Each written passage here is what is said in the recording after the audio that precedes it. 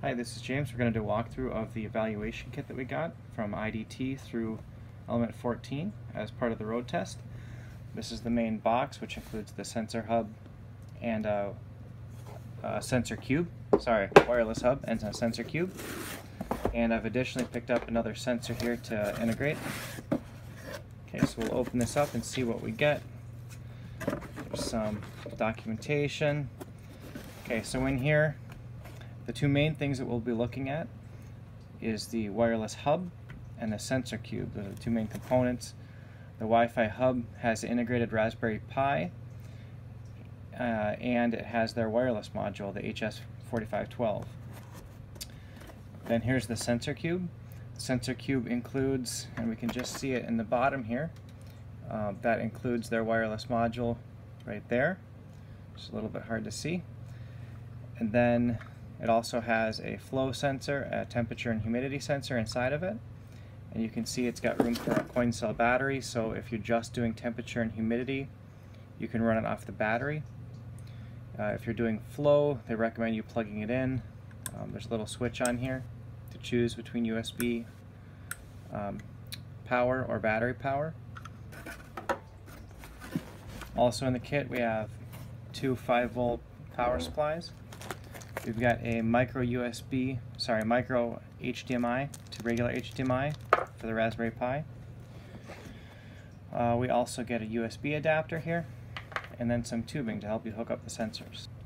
So in addition to the kit, I also went out and picked up from Newark an extra sensor module. This is from IDT, and this is a different module. This one is for doing liquid flow. The one that comes as part of the evaluation kit, the one that's inside of here, is for gas flow up to 10 liters a minute. And I can swap that out with this one to do liquid flow up to 1 liter a minute. And we can see the I2C pins that are on here, and we'll have high-res pictures of this up. And you can see the ports for connecting, and then on the back, all of the control elements that go into this that read the sensor and send it out onto the main board of this module. We'll open up the sensor cube and have a look at what we have inside. I've already popped the case open, it just snaps apart. We can see some vent holes that they've put on here, this nice injection molded case. Okay, and then in here we can see where they've got room for the coin cell batteries. We've got the flow sensor, and then on the back we've got the temperature and humidity sensor. And these just come out like that, so you can replace them. And I have picked up a different one that I'd like to do some testing with. So swapping them out would be as easy as this, and then you'd be ready to go. I believe the way they work is I2C, they would have the same address, so there's nothing different that you have to do with this board. And then likewise for the temperature and humidity sensor, that's right here, the HS3000 series, and that slides in and slides out like this. Okay, so again, we'll have pictures of this posted as well, but that's what we have in here. Everything's nicely labeled. This is version 2 of the board, so somebody's had some work going on with that. There are some reed switches in here, which I'm curious what they're for. There's 2 of them that I found. And then on the back, this is the wireless module that they're advertising, the Z-Wire 4512, which is the main controlling chip for this module. Here's a quick look at the temperature and humidity sensor, the HS3001 board. That would be the actual chip right there, and there's not much else going on here. We've probably got just a 1-wire bus, power, ground, and data, and some decoupling caps, I think is probably what's going on here. And on the back there's just a ground plane with a few vias that go up to here.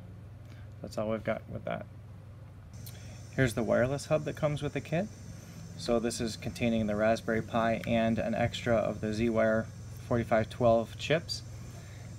So what this is doing is the Raspberry Pi can serve up a web page and a whole front-end interface, while the ZWire chip can talk wirelessly to this chip and any other mesh network of devices. And these are designed to be very low power. And we'll open this up and see what we've got inside. Okay, so we've got an 8 gig SD card here. And then we can pop this open and see what we've got. Another nice custom case they've got going on here.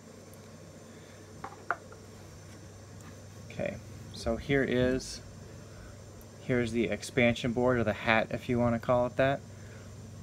So it contains their chip. Looks like some hand soldered stuff on here. That pin header.